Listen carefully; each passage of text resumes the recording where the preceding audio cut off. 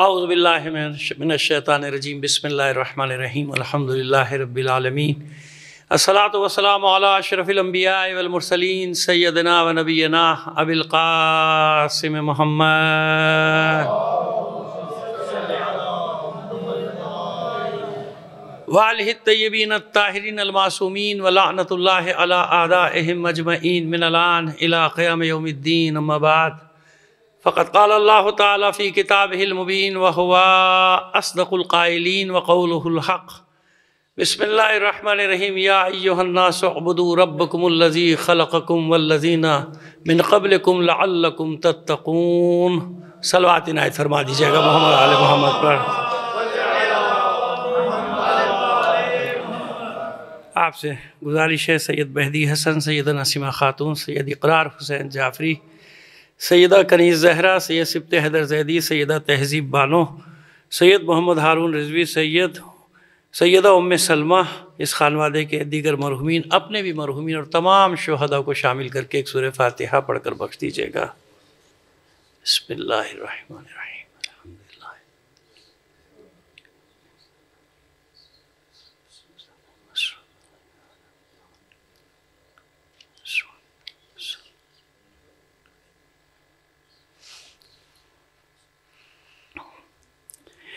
صلوات عنایت فرما دیجیے محمد آل محمد پر۔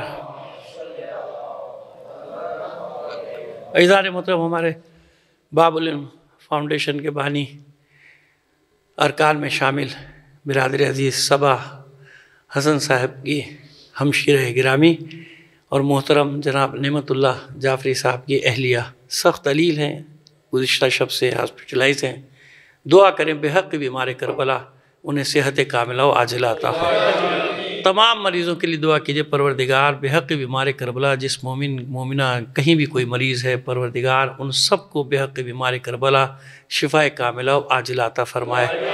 تمام مریضوں کی شفا یابی کے لیے بلند آواز سے ایک صلوات بھیج دیجئے گا محمد آل محمد پر۔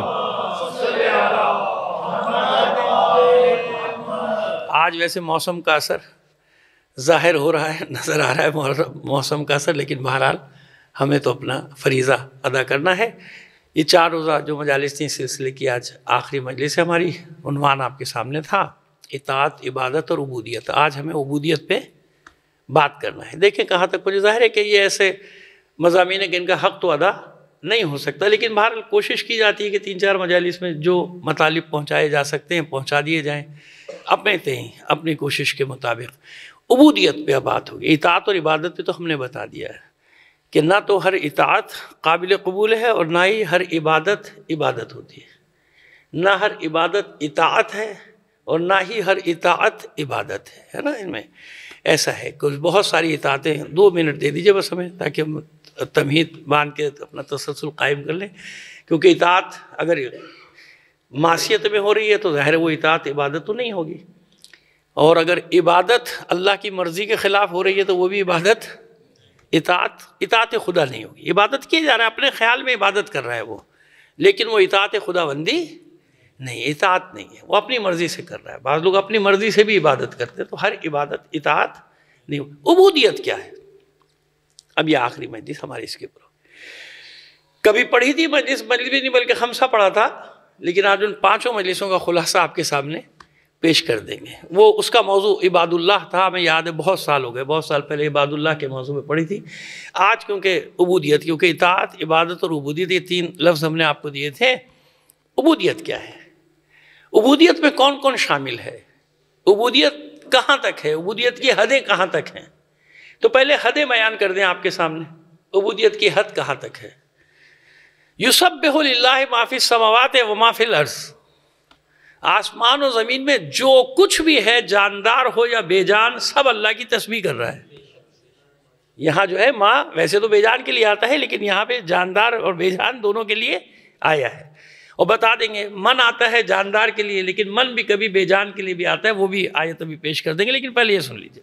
یسبح للہ ما فی السماوات و ما فی الارض، جو کچھ بھی ہے جاندار ہو یا بے جان، یعنی اللہ کے سوا، ما سوا اللہ، عالمین میں جو کچھ، یعنی سارے عالمین اللہ کی تسبیح کر رہے ہیں، یوں کہہ لیجئے کہ تمام عالمین یہ نہیں کہ عالمین میں جو کچھ ہے، نہیں، جو کچھ بھی آسمان اور زمین کا جتنے بھی عالمین ہیں سب اللہ کی تسبیح، تو عبادت ہے نا تسبیح، سب اللہ کی تسبیح کر رہے ہیں، اور کر نہیں رہے، کرتے رہیں گے۔ یہ یسبحو مضارع کا صیغہ ہے نا، مستقبل بھی اور حال دونوں میں کر رہے ہیں اور کرتے رہیں گے۔ ماضی کا بھی بتایا گیا، سبح للہ ما فی السماوات و ما فی الارض، ہے نا، 5-6 سورے ہیں نا جو اس سے آغاز ہوتے ہیں، 3 مضارع سے آغاز ہوتے ہیں اور 2 ماضی سے، اور پھر ایک اس کے علاوہ امر کے ساتھ بھی آغاز ہوا، سبح سے بھی آغاز ہوا، تو ہیں 5 یا 6 سورے، تعداد مجھے معاف کر دیجیے گا، 5 ہوں گے یا 6 ہوں گے، کیونکہ وہ میں ذہن میں لے کر نہیں آیا تھا، بتا رہا ہوں آپ کو۔ سبح للہ ما فی السماوات و ما فی الارض، جو کچھ تھا وہ بھی تسبیح کر چکا، یعنی جو گزر چکا ہے، کیا گزر چکا ہمیں نہیں معلوم، ہم تو یہ سمجھ رہے ہیں نا کہ حضرت آدم سے لے کر اب تک جو آئے تھے وہ گزر گئے، خرابہ انسان جو تھے خرابہ تو ہو گئے ہوں گے، خربوں تو ہو گئے ہوں گے اب تک جو گزر گئے، نہیں، جو کچھ بھی تھا کیا تھا نہیں معلوم۔ جناب آدم علیہ السلام سے اب تک کا تو بہت زیادہ تخمینہ لگایا گیا، 35,000 سال، اس سے زیادہ نہیں، ورنہ 18,000 سال بھی لوگ بتاتے ہیں، 18,000، 24,000، 25,000، 30,000، 35,000، چلو کوئی بہت تیر مار لے گا 50,000 کہتے مان لیا بھائی میں نے، لڑنے کی بات نہیں ہے، ٹھیک ہے، 50,000 سال، لیکن آثار آپ دیکھ رہے ہیں نا اس دنیا میں جو مل رہے ہیں، 10 لاکھ سال پرانے آثار، 20 لاکھ سال پرانے آثار، 5 کروڑ سال پرانے آثار میں دیکھ چکا ہوں آپ کے اس پاکستان میں، 5 کروڑ سال، اور کبھی مجلس میں نے تفصیل بتائی بھی تھی آپ کو، یہ جو مری کے پہاڑ ہیں نا، آپ کے مری کے پہاڑ، دروغ بر گردن راوی، اور وہ دروغ بولنے والا ہے نہیں، کیونکہ وہ اسی شعبے کے ڈین تھے، اللہ ان کو سلامت رکھے بھی حیات ہے، خواجہ اعظم صاحب، اب تو ریٹائر ہوئے بہت عرصہ ہو گیا، کیا شعبہ کہلاتے ہیں یہ جو زمین شناسی کا ہوتا ہے، اس کو کیا کہتے ہیں؟ جیولوجی، نہیں انگلش میں پوچھ رہا ہوں، اردو میں تو مجھے بھی پتا ہے، صلوات بھیجیے محمد آل محمد، کیونکہ بھائی مجھے انگلش نہیں آتی نا، وہ غلط تلفظ ہو جائے گا، مذاق اڑائیں گے لوگ، مولانا بیٹھے پہ سوشل میڈیا پہ کلپ چل جائے گا، 5 سیکنڈ گئے دیکھو کیا کہہ رہا ہے مولوی بیٹھ کے۔ خیر، جیولوجیکل ڈپارٹمنٹ کے سربراہ انہوں نے، اب معمولی آدمی تو نہیں، کچھ پتھر انہوں نے میرے سامنے رکھے کہ کیا ہے، پتھر ہیں اور کیا ہے بھائی، پتھر ہیں سامنے، اور میرے ساتھ اور بھی افراد تھے، ان کے کہہ لیں یہ پتھر نہیں ہے، یہ حیات ہے جو سبت ہو گئی، پتھر بن گئی، پتھر بن گئی، حیات پتھر بن گئی۔ یعنی 5 کروڑ سال پہلے جو پہاڑی سلسلہ ہے نا مری کا، یہ ہمالیہ کا، یہ سمندر کی تہ تھا، سمندر کی، آپ یقین نہ کریں نہ کریں، مجھے بھی اس وقت یقین نہیں آیا، سیدھی بات یہ، لیکن ان کا شعبہ ہے نا بھائی، اس شعبے کے ماہر ہیں، یعنی لیکن 5 کروڑ کتنے ہوتے ذرا گن تو لیجئے، میں نے کیا عرض کیا کہ بہت زیادہ جناب حضرت آدم کو آپ شمار کریں گے تو 50,000 ورنہ 35,000 سال، 35,000 سال پہلے کے آدمی کے ہوتے، کیا کہتا ہے آدمی، کیسا آدمی تھا، کیسے رہتا تھا، جنگل میں رہتا تھا، پتے باندھتا تھا، ایسے ہی تھا نا، پتھر سے آگ جلانا سیکھا تھا اس نے، یہ سب جناب ہم سمجھتے ہیں کہ آغاز یہ ہے دنیا کا، جناب آدم، اور زمین پہ آثار کب کب کے نکل رہے ہیں، اور اس سے بھی پہلوں کا کچھ نہیں معلوم، لیکن 5 کروڑ سال، اب کوئی مانے گا یہ بات؟ یہ بھی تو مولویوں کا اور سائنسدانوں کا جھگڑا ہوتا ہے کہ مولوی یہ باتیں مانتے نہیں، ہم تو مانتے ہیں، ہمیں معلوم ہے، کیوں ہمارے پاس ایک سلسلہ ہے نا، ہم جانتے ہیں کہ یہ آدم پہلا آدم ہے نا آخری آدم ہوگا، واللہ عالم، اس کے بعد کیا ہوگا یہ بھی نہیں معلوم، کیونکہ ہمارے پاس دلیلیں ہیں نا، دلیلیں ہیں کہ اگر پہلے کچھ نہ ہوتا تو ملائکہ کبھی بھی یہ ضد نہ کرتے کہ پروردگار اسے کیوں منا رہا ہے جو جھگڑا کرے گا، ہے نا بھائی، کیوں، کس لیے، ابھی بنائی نہیں تو جواب ہے بھائی ابھی بنا نہیں، ابھی گیا نہیں، تمہیں کیسے پتا کہ فساد برپا کرے گا، تمہیں کیسے پتا کہ خوریزی کرے گا، تمہیں کیسے معلوم؟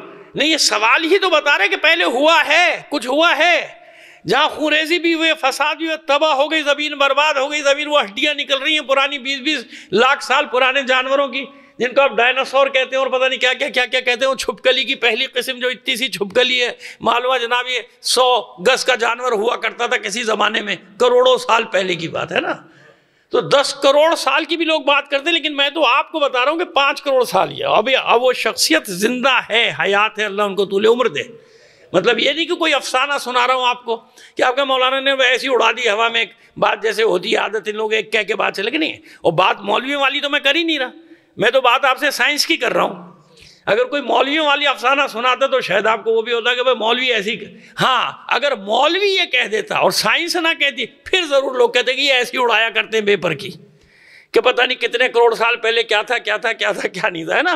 اور پھر وہ اصول کافی میں بھی دوسرے دیگر مقامات پہ، بہار میں بھی ہر جگہ جو حدیث ہے امام جعفر صادق علیہ السلام کی،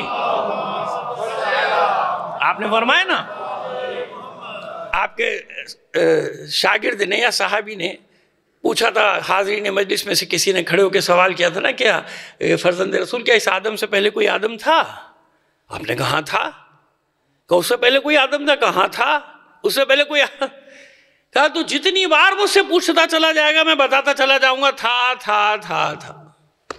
اب سمجھ میں آیا سبح للہ ما فی السماوات ما فی الارض کا کیا مطلب ہوا؟ جو تھا گزر گیا، سب اللہ کی تسبیح کر رہا تھا، جو ہے وہ بھی تسبیح، یعنی اللہ کی عبادت کر.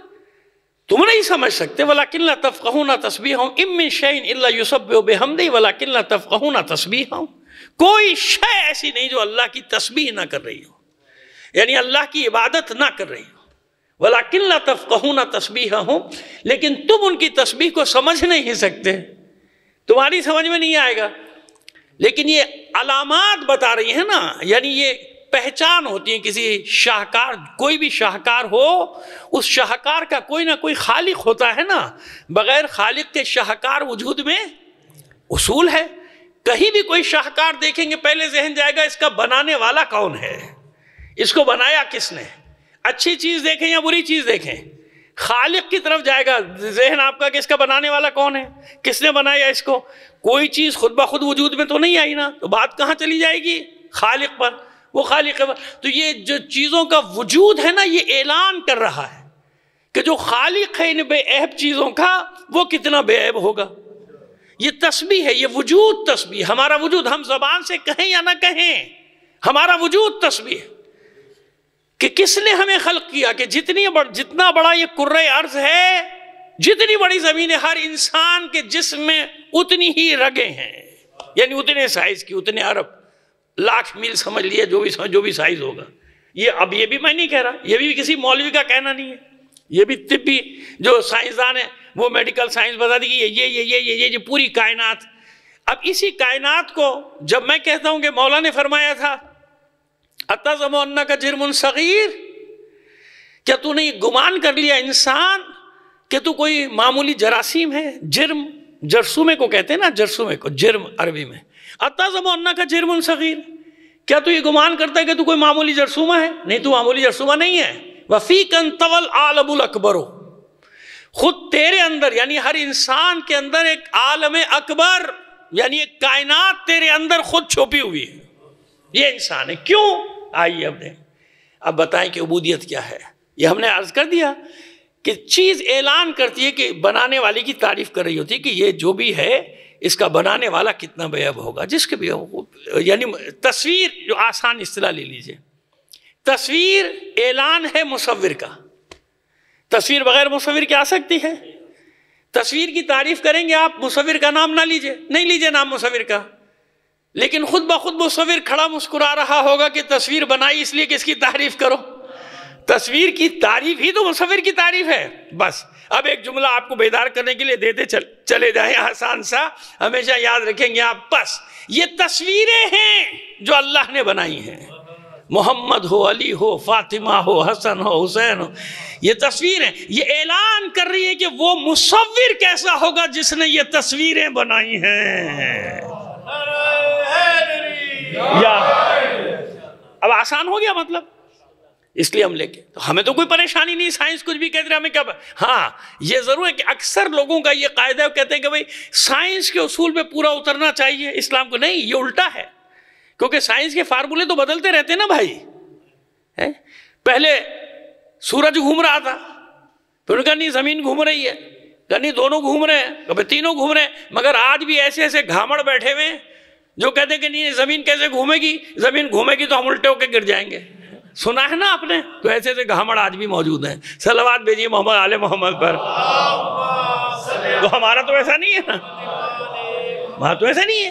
ہم جانتے ہیں کہ بھئی سائنس، ہاں یہ ضرور ہے، کیونکہ میں نے جیسے عرض کیا کہ سائنس کے اصول بدلتے رہیں گے. قرآن کے اصول تھوڑی بدلیں گے. قرآن کو جو وہ غلطی پر ہیں جو کہتے ہیں کہ قرآن کو سائنس میں پرکھتے ہیں، دیکھیں صاحب یہ چیز سائنس کی قرآن کے مطابق، یہ چیز قرآن کے، اچھا وہ سائنس بدل گئی پھر کیا کریں گے آپ؟ نہیں، یہ نہیں ہوتا. کیوں؟ میں نے بتا دیا کہ وہ قاعدے بدلتے رہیں گے. قرآن کے قاعدے کبھی بدلنے والے، قرآن کا قاعدہ نہیں بدلے گا، کیونکہ آپ کی سائنس ترقی کرتی چلی جائے گی. اب جو قرآن کہہ رہا ہے وہی. قرآن نے مشرق مغرب کے لیے 3 اصطلاحیں استعمال کی ہیں قرآن میں. اللہ نے 3 اصطلاحیں. وَلِلَّهِ الْمَشْرِقُ وَالْمَغْرِبُ، اللہ ہی کے لیے ہے مشرق بھی اور پھر اصطلاح سے رب المشرقین والمغربین، وہ رب پالنے والا کون؟ دونوں مشرقوں کا رب، دونوں مغربوں کا رب. پھر تیسری اصطلاح وَلِلَّهِ الْمَشَارِقُ وَالْمَغَارِبُ، جتنے بھی مشرق ہیں جتنے بھی مغرب ہیں سب اللہ کے لیے. اب یہ آیت معاذ اللہ کوئی آج تو نہیں کسی نے لکھ دی، یہ آیت تو جبھی کہ ہے نا. کیوں؟ اس لیے کہ سائنس آگے جا کے بتاتی. پہلے وہ یہی کہہ رہے تھے کہ ایک مشرق ایک مغرب، ایک شمال ایک جنوب ہے. بعد میں کہا نہیں بھائی، 2 مشرق ہیں 2 مغرب ہیں. سردی کا الگ ہوتا ہے، گرمی کا الگ ہوتا ہے. اب دن چھوٹا بڑا ہوتا ہے نہیں ہوتا، وہ سردی کا الگ ہے گرمی کا الگ ہے، دن چھوٹا بڑا ہوا. پھر کہا کہ نہیں 2 بھی نہیں، بہت زیادہ ہیں. کیوں؟ یہ جو آپ روز ٹائم ٹیبل دیکھتے ہیں نا، 1 منٹ کا فرق ہر روز، یعنی ہر روز طلوع ہونے کی جگہ الگ ہے، غروب ہونے کی جگہ الگ ہے. اس لیے جمع کا صیغہ وَلِلَّهِ الْمَشَارِقُ وَالْمَغَارِبُ. صلوات بھیجئے محمد آل محمد پر. اب وہ چاہے آپ اس کو کنفیوز نہ ہو، چاہے الٹا کر لیں، چاہے وہ سورج ہر روز الگ سے طلوع، چاہے وہ زمین کی گردش ایسی ہے. جبھی تو سورج گہن چاند گہن سب، کیونکہ گردش کرتے جب چینج ہو رہا ہے نا، چینج ہوتے ہوتے اس رخ پہ آتے ہیں تو وہ سورج گہن چاند گہن، اور وہاں پہ جائیں گے تو زمین گہن. یہاں تو زمین گہن نہیں لگتی، لیکن جب اس سیارے پہ جائیں گے تو زمین کا گہن بھی نظر آ جائے گا نا.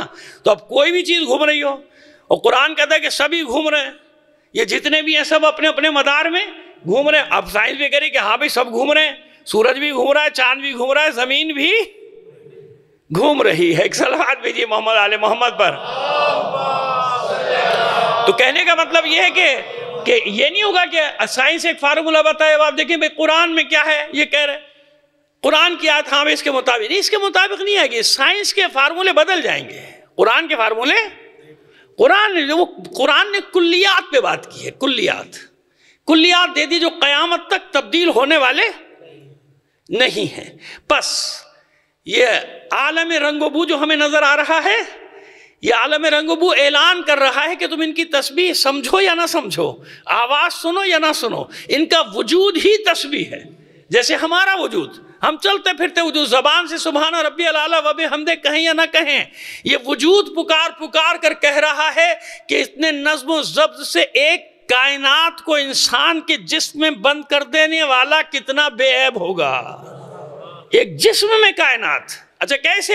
آئیے آج انسان کی اہمیت بھی تو تھوڑی سی آپ کو معلوم ہے کہ انسان ہے کیا، کیوں ہے پوری کائنات اس میں. مولا کا فرمان ہے، میں نہیں کہہ رہا. وَفِيكَ طَوَلْ عَالَمُ الْأَكْبَرُ، تجھے معلوم ہی نہیں، یہ کبیر عالم، یہ اکبر یعنی کبیر سے بھی بڑا ہوتا ہے نا، اکبر افضل اور اعلی اس میں نا، تو وہ اکبر عالم، اکبر کائنات تیرے اندر چھپی ہوئی ہے. کیسے چھپی ہوئی ہے؟ انسان میں. حدیث قدسی کا سہارا لے لیجئے. ویسے تو قرآن مجید میں بھی آیات ہیں، لیکن حدیث قدسی کا کہ ساری چیزیں تیرے لیے خلق کی اور تجھے اپنے لیے خلق کیا. یہ ساری کائنات میں نے تیرے لیے خلق کی. سخر لکم الشمس والقمر والنجوم، کتنی جگہ پر تسخیر کی آیت. یہ چاند ستارے آسمان زمین سب تیرے لیے مسخر کر دیے انسان کے لیے. کہیں کسی اور مخلوق کو کہا گیا کہ انسان کو تیرے لیے مسخر کیا؟ کسی مخلوق سے نہیں کہا گیا کہ انسان تیرے لیے مسخر ہے. انسان سے کہا گیا کہ سب تیرے سامنے مسخر ہے، تجھے میں یعنی ایسا بنا کے بھیج رہا ہوں. کیسے مسخر ہیں؟ انسان کے سامنے ایک انسان. صفات دیکھیے، پہاڑ کی صفت الگ ہے، سمندر کی الگ ہے، آسمان کی الگ، چاند کی الگ، سورج کی الگ، ستاروں کی الگ، خشکی الگ، گرمی الگ، سردی الگ. آپ گنتے چلے جائیے. اب میں کہاں تک مخلوقات کسی کو معلوم ہی نہیں دوں گنے گا کون. شیر، ہاتھی، چیتا، بال، لومڑی، گیدڑ جو بھی ہے سب گنتے جائیے. درخت، شجر، پھلدار درخت، بے پھل درخت ہے نا، الگ الگ ہے نا. الگ الگ ہے، یہ سب چیزیں الگ الگ. پہاڑ کی صفت پہاڑ میں ہے، سمندر میں نہیں آ سکتی. سمندر کی صفت سمندر میں ہے، پہاڑ میں نہیں ملے گی. صحرا کی صفت صحرا میں ہے، سبزہ زار میں نہیں ملے گی. ایسے تمام مثالیں لیتے چلے جائیے، میں آپ کا وقت ضائع نہیں کرنا چاہتا. جو بھی آپ سوچ لیں ذہن میں، الگ الگ ہر چیز کی صفت. کسی کو ممکن ہے ایک سے زیادہ صفت اللہ نے دے دی ہو، جیسے حیوانات میں کسی حیوان کو ایک سے زیادہ صفت دے دی، 2 صفت دے دی، 3 صفت دے دی، ایسے ہی ہے نا، اس سے زیادہ تو نہیں. اب یہ اکیلا انسان، اب مولا کیا فرماتے ہیں، ادھر وہ آیت رکھیے کہ تیرے لیے مسخر کیا ہے سب کو میں نے. یہ جو کچھ بھی خلق کیا ہے تیرے لیے خلق کیا، تجھے اپنے لیے خلق کیا. اب یہ ایک انسان، اس ایک انسان میں پوری کائنات کیسے چھپی ہوئی ہے. ہم لاشعوری طور پہ خود صبح سے شام تک اعلان کر رہے ہوتے ہیں، مگر سوچتے نہیں ہیں اس طرف کہ ساری کائنات تو مجھ میں ہے. یہی ایک انسان، اسی کو ہم کہتے ہیں ہمالیہ کی طرح مضبوط ہے، پہاڑوں کا سا عزم رکھتا ہے. کیا کہتے ہیں اس کو کہ بھئی ہمالیہ کا عزم رکھتا ہے. کس سے صفت دیتے ہیں اس کی؟ ہمالیہ سے. سمندر کی طرح گہرا ہے، خاموش ہے، سمندر کی طرح گہرا ہے، شجر سایہ دار ہے، شیر کی طرح بہادر ہے. اور برا نہ مان جائیے گا معذرت کے ساتھ، کسی کو ہاتھی سے تشبیہ دے دیتے ہیں، کسی کو اونٹ سے تشبیہ دے دیتے ہیں، کسی کو گیدڑ بنا دیتے ہیں، کسی کو لومڑی کی طرح چالاک کہہ دیتے ہیں، کسی کو آستین کا سانپ کہہ دیتے ہیں، کسی کو صحرا کی طرح کہہ دیتے ہیں، کسی کو بنجر زمین کہہ دیتے ہیں، کسی کو سرسبز و شادابی سے تشبیہ دے دیتے ہیں. جتنے بھی، یہ چاند کی طرح روشن، یہ سورج کی طرح منور، یہ ستاروں کی طرح دمکتا ہوا، یہ آسمان بن کر قوم پر چھا گیا ہے نا، قوم کا آسمان. ہر چیز کی، کیوں؟ اس ایک انسان میں جتنی مخلوقات ہیں گنتے چلے جائیے آپ. اس ایک انسان میں اللہ نے ساری صفات رکھی. یہی انسان فرشتہ، یہی انسان شیطان ہے نا. اسی انسان کو فرشتہ کہتے ہیں آپ، اسی انسان کو شیطان کہتے ہیں آپ. اسی انسان کو اللہ نے نبی بنایا، اسی انسان کو اللہ نے نبی کے مقابلے میں فرعون جیسا بنا دیا، نمرود جیسا بنا دیا. بنایا نہیں بنایا؟ ساری صفات، سب صفات اس ایک کا. یہ مولا فرما رہے ہیں تیرے اندر کائنات ہے، اب یہ تیرے اختیار میں ہے. یعنی ساری صفات انسان میں جمع کر دی، صفات حسنہ بھی، صفات رذیلہ بھی، اچھی صفات بری صفات سب اسے ایک انسان میں جمع کر دی. اب یہ تجھے اختیار دیا، یہ اختیار ہے جس پر جزا اور سزا ہے. کیونکہ تو جانور نہیں ہے، جانور کو جزا سزا نہیں، کیونکہ اس پہ جبر ہے. اس کا کام، درندے کا کام ہے پھاڑ کھانا، اس کو جہنم میں نہیں ڈالا جائے گا. نہ کسی جانور کو جنت میں، وہ 1-2 جانور استثناء، ان کو الگ کر دیجیے. میں بطور کلی بات کر رہا ہوں نا، مخلوقات کی بات کر رہا ہوں. کسی کو جنت جہنم کا وعدہ نہیں ہے اللہ کی طرف سے. کیوں؟ وہ مجبور ہے، محض ان کی خلقت جبر پہ ہے، انسان کی جبر پہ نہیں. یہ ساری صفات دینے کے بعد اختیار دیا، اِنَّا هَدَيْنَاهُ السَّبِيلَ إِمَّا شَاكِرًا وَإِمَّا كَفُورًا. اب یہ تیرے اختیار میں ہوگا، تو شکر گزار بندہ بن جا یا کفر کرنے والا بندہ بن جا. صلوات عنایت فرمائیے محمد علیہ محمد. اچھا ایک گزارش کریں گے، میں تو ڈر گیا تھا موسم کی وجہ سے کہ چلو 20-25 انہیں سے بات کر لیں گے، لیکن ماشاءاللہ آپ لوگ آ گئے. تھوڑا سا آگے بڑھائیں گے تو اچھا ماحول بن جائے گا. بلند آواز سے ایک صلوات بھیجتے ہوئے آگے آ جائیے. جزاک اللہ.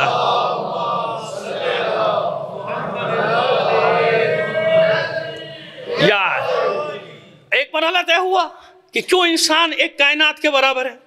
اب یہ تو مجھ جیسا طالب علم آپ سے بات کر رہا ہے، لیکن میں جو تفسیریں پڑھی ہیں علماء کی، ان کے تو صفات کے صفات بھر گئے، انسان کی خوبیاں اور خرابیاں ختم نہیں ہوئی. اتنی صفات، میں چند مثالیں دی. وہاں تو بھرا ہوا ہے انسان کے. انسان ہے کہ بھائی تیرے لیے بنایا ہے، سب تیرے لیے بنائے. اب سمجھ میں آگئی بات کہ انسان کیا ہے. اب انسان سے کیا چاہتا ہے پروردگار؟ ان سب چیز میں غور و فکر کرو، تفکر، تدبر، تعلم، تعقل. اس کی آیات 1200 سے زیادہ ہیں. یعنی 6,500 ہزار آیات کے درمیان جو آیات ہیں، 6,236 یا 6,237 یا 6,238، یہ ساری آیات آپ رکھ لیجئے تو ان میں سے 10% سے بھی زیادہ کون سی آیات ہیں؟ 15% آیات صرف اور صرف تعقل، تدبر، تفکر اور تعلم. غور کر، تجھے میں نے بنایا کیا؟ تجھے اتنا جانور نہیں بنایا، تجھے حیوان نہیں بنایا کہ تو آئے اپنی مادی زندگی کی پرواہ کرے اور چلا جا، کھایا کب آیا خوب آ چلے، نہیں، میں نے تجھے کائنات کی تسخیر کے لیے پیدا کیا ہے۔ اپنی خلقت کے مقصد کو تو پہچان لے، اپنے تئیں جو کر سکتا ہے وہ تو کرنا، میری مخلوق کے لیے، انسانیت کے لیے کچھ تو کر، کچھ تو کر کے جا، بجائے اس کے کہ اور انسانیت کو تباہی اور بربادی کے راستے پر ڈال کے جا، کچھ تو کر کے جا انسان کے لیے جب میں نے تجھے بنایا ہے۔ بس اب یہاں سے معلوم ہوا کہ ہر شے عبودیت میں پورے عالمین شامل ہیں، ہر شے اللہ کی تسبیح کر رہی ہے۔ میں نے عرض کیا کہ تفصیلی موضوع ہے، لیکن میں نے خلاصہ پیش کر دیا آپ کے سامنے آیت کے ذیل میں کہ سمجھ میں آ جائے کہ مطلب کیا، یسبح للہ ما فی السماوات و ما فی الارض، ہر شے اللہ کی تسبیح کر رہی ہے۔ آئیے اور آسان کر دیں آپ کے لیے، ایک صلوات بھیجیے محمد و آل محمد پر۔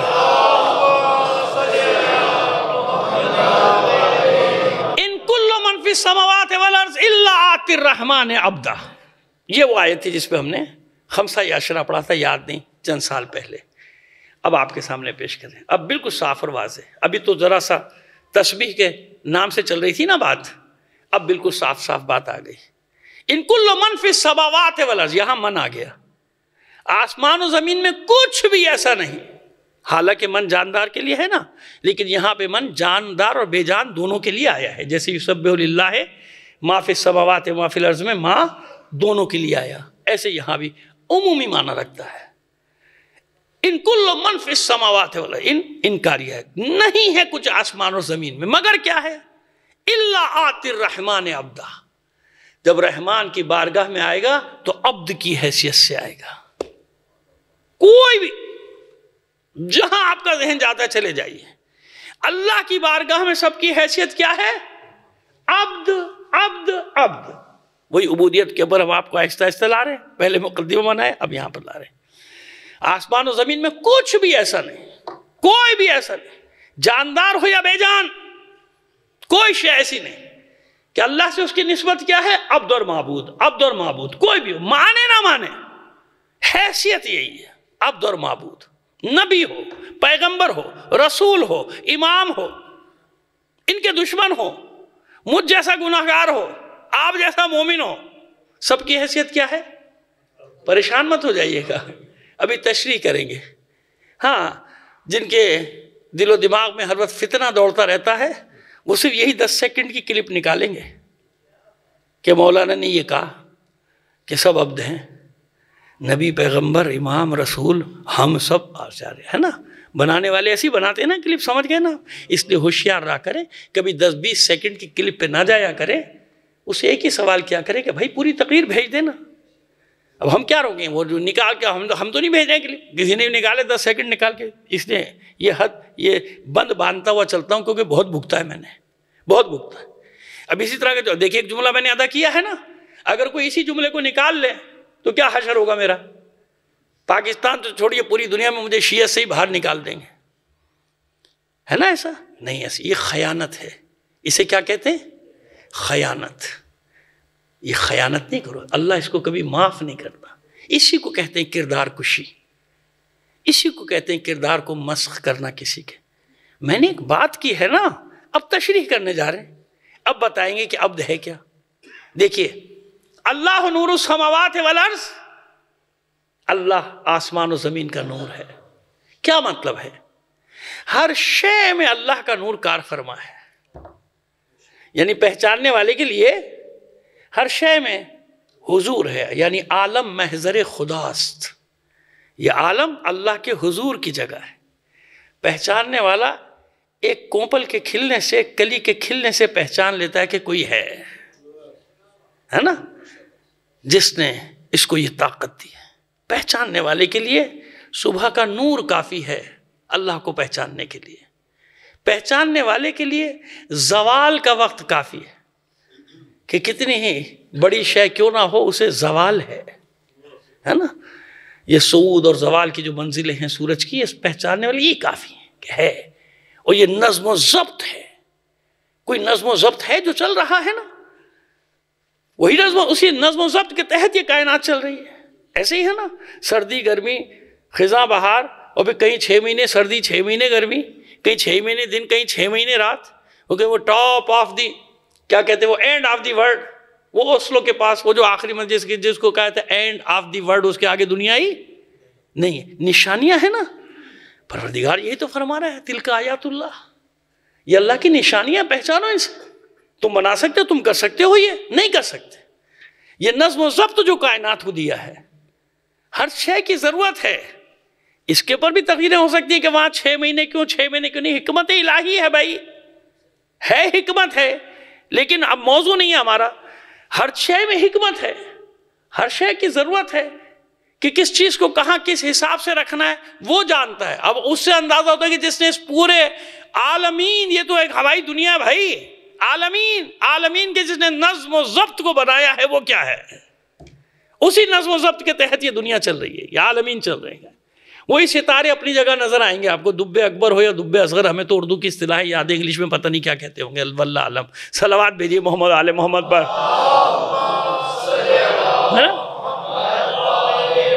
تو وہ وہی ویسے کے ویسے اسی جگہ طلوع ہوں گے، اسی جگہ رہیں گے. وہی وقت ہوگا ان کی گردش کا، وہی وقت ہوگا نکلنے کا، وہی وقت ہوگا ان کے سفر کرنے کا، کب کہاں پہنچے گا. جبھی تو حساب کتاب لگاتے ہیں نا علم نجوم کے ماہر. وہ ٹھیک ہے کہ ان کا 100% حساب کتاب صحیح نہیں ہو سکتا، ہو بھی نہیں سکتا، وہ بھی آخر میں کہتے ہیں واللہ عالم بالصواب. ہم نے یہ حساب لگایا ہے، غلط بھی ہو سکتا ہے اور ہوتا ہے. غلط ہوتا ہے کہ نہیں ہوتا؟ کیونکہ ہر علم صرف معصوم کے پاس ہے. کس کے پاس ہے؟ ہاں یاد رکھیے گا. ہوتا کیا ہے، ہم کہتے ہیں نا کہ قوت اعجاز، معجزہ. معجزے کی تعریف تو بہت بار کر چکے ہیں، لیکن ایک اور بات آپ کی خدمت پیش کرنا چاہ رہے ہیں. دیکھیے مختلف علوم ہیں کائنات میں، ہزاروں علوم ہیں، لیکن جو خبریں دیتے ہیں نا، جیسے آنے والے واقعات کی، جس کو ہمارے بھائی لوگوں کو کہتے ہیں کہ نہیں یہ شرک ہے، بدعت ہے، فلاں، یہ پاگل لوگ. علم ہے بھائی، علم نجوم حساب کتاب ہے، علم فلکیات ہے، علم ہندسہ ہے، حیت کا جس کو علم حیت ہے. علوم ہے یہ سارے. ہاتھ کی لکیروں کا علم ہے، قیافہ شناسی علم ہے. یہ عربوں کے پاس تھا نا، قیافہ شناسی کا علم تھا، قیافہ شناسی کا علم ہے. کان کا علم ہے، ناک کا علم الگ ہے، دانتوں کی ساخت کا علم ہے، ہمارے لبوں کی ساخت کا علم ہے. یہ علوم ہے سارے. اب اس کے ماہر اتنے نہیں رہے، لیکن کچھ تو ہیں نا جن کے آپ پیشین گوئیاں پڑھا کرتے ہیں. علم ہے نا. اب کوئی جال بٹا کرے تو کرے، وہ جال بٹا کر رہا ہے، لیکن علم کی نفی تو نہیں کی جا سکتی. علم تو ہے بھائی. اگر علم نہ ہوتا تو فرعون کے علماء اس کو خبر کیسے دیتے کہ موسیٰ آنے والے. میں اکثر یہی مثال دیتا ہوں لوگوں کو جو کہتے ہیں علم غیب نہیں، علم غیب نہیں. میں نے کہا بھائی عجیب ہے تمہاری منطق. نمرود کے علماء کو علم غیب ہے، وہ دے رہے ہیں ابراہیم کے آنے کی خبر. فرعون کے علماء کو خبر ہے کہ موسیٰ آنے والے ہیں، اور اللہ جنہیں اپنا نمائندہ بنا کے بھیج رہا ہے انہیں علم دے کے نہیں بھیجے گا. سیدھی سی بات ہے، دھوڑ دو چار والی بات ہے. صلوات بھیجیے محمد آل محمد پر. عجیب منطق ہے. علم ہے بھائی، یہ علوم ہے. لیکن دیکھیے نا، میں نے کتنے علوم کے پامسٹری اور ہے نا، لیکن ہوتا کیا ہے کہ ہر ایک کے پاس ایک ایک علم ہے نا. کوئی ہاتھ کی لکیروں کا ماہر ہے، کوئی ستارہ شناس ہے، وہ جو 12 برج ہیں ان کا ماہر ہے، وہ اپنے حساب سے خبر دے گا. کوئی حروف کے ابجد کا ماہر ہے، وہ آپ کے نام سے آپ کو حساب بتائے گا. کوئی آپ کے نام آپ کی تاریخ پیدائش سے آپ کو بتائے گا، کوئی آپ کا ہاتھ دیکھ کے بتائے گا، کوئی آپ کا قیافہ دیکھ کے بتائے گا. ہے نا، یہی ہے نا. اچھا چلو کسی کے بعد 2 علم ہو جائیں گے، مطلب پامسٹری بھی ہے، علم نجوم بھی ہے نا. ایسا بھائی 3 ہے، سارے علوم تو نہیں ہے اس کے پاس. علم جفر بھی نہیں ہے، علم رمل بھی نہیں ہے. میں نے کہا نا علم ہزاروں قسمیں، سینکڑوں قسمیں علوم کی، پھر ان کی چھوٹی چھوٹی شاخیں بنتی ہیں، ہے نا. لہذا اس کے پاس ایک علم ہے. میرا اسٹار کوئی بھی ہے مثلا، وہ میرے اسٹار کے مطابق بتا رہا ہے، لیکن میرے ساتھ دوسرے اسٹارز بھی ہیں نا. دیکھیے بالکل آپ کو جدید انداز میں وہ سمجھانے کی کوشش کر رہے ہیں بات کو، تاکہ اس کو آپ مولویت نہ سمجھیں، خالص انداز میں سمجھ لیں آپ اس کو. دیکھیں نا میرے ساتھ اور بھی اسٹارز ہیں نا. میرے والدین کے اسٹار الگ الگ ہیں، میری اہلیہ کا، میرے بچے، سب کے اسٹار. تو وہ سب مجھ پہ اثر انداز ہو رہے ہیں کہ نہیں ہو رہے؟ ہو رہے ہیں نا. اس لیے وہ جو بات میرے بارے میں بتا رہا ہے کبھی بھی 100% درست تو نہیں ہو سکتی کہ اگر کہیں میرے اچھا دن ہے تو ممکن ہے وہ میرے گھر والوں کا برا دن ہے تو اس کا اثر تو مجھ پہ پڑے گا نا بھائی. یا میرا برا دن ہے میرے گھر والوں کا اچھا دن ہے، مثال کے طور پہ سمجھا رہے ہیں آسانی سے، وہ اس گہرائی میں نہیں جا رہے، لیکن صرف تاکہ بات سمجھ میں آ جائے نا کہ بھئی ہے نا، اچھا میرے ہاتھ کی لکیر نے کچھ کہا مگر میری تاریخ پیدائش کچھ اور کہہ رہی ہے، میری تاریخ پیدائش کچھ اور کہہ رہی ہے، میرے نام کے عدد کچھ اور کہہ رہے ہیں، میرے نام کے عدد کچھ بھی ہوں، میرے حالات کچھ بھی ہوں، انوائرمنٹ آ گیا، میرا خاندانی ماحول، میرے رہنے سہن کا طریقہ، میرا شہر، میرا ملک، میری زمین، میرا بر اعظم، اسٹار تو 12 ہی ہے نا بھائی، دنیا کے انسانوں کو 12 ستاروں میں تو 12 برج میں تقسیم کیا ہے نا، تو 12 برج میں کیسے بھی؟ مثال کے طور پہ وہ جو کوئی بھی ایک نام لے دیجئے آپ، اسپائسیز لے لیجئے، لیو لے لیجئے، ٹورس لے لیجئے، بھائی ٹورس ہے، اور ٹورس فقیر بھی ہے، ٹورس بادشاہ بھی، اب کہا جائے گی اس کی پیشن وہی، وہ جو کرے یہ سال بڑا اچھا ہوگا ٹارس کے لیے، تو بیچارہ وہ جھاڑو ہی لگا رہا ہے، اس کو کیا بات؟ کیوں؟ کتنی چیزیں اثر انداز ہوئی کہ نہیں ہوئی؟ ہاں، اس لیے ان کی 100% پیشین گوئیاں صحیح نہیں ہو سکتی ہیں۔ اب سمجھ میں آ گیا؟ خلاصہ میں نے آپ کو بتایا، کیونکہ وقت محدود ہے نا، سمجھ میں آ گئی بات؟ اس لیے وجہ ہی نہیں کہ ان کے پاس علم ہے، لیکن ان کے پاس ایک علم ہے، 2 علم ہے، وہ یہ نہیں سمجھ رہے کہ کتنی چیزیں اثر انداز ہو رہی ہیں ایک فرد کے اوپر، ایک کو میں نے کہا نا کائنات ہے، مولا کیا فرمانے، ایک شخص، ہر شخص اپنی جگہ ایک کائنات ہے، یہ کائنات ہے، اس پہ کیا کیا چیزیں اثر انداز ہو رہی ہیں، بس اس لیے علم لدنی کا حامل ہے معصوم، کیونکہ معصوم جو خبر دے گا اسی کے پاس ہیں سارے علوم، وہاں کسی علم کی کمی نہیں، اس لیے علم کا معدن مخزن سب کون ہوگا؟ معصوم ہوگا۔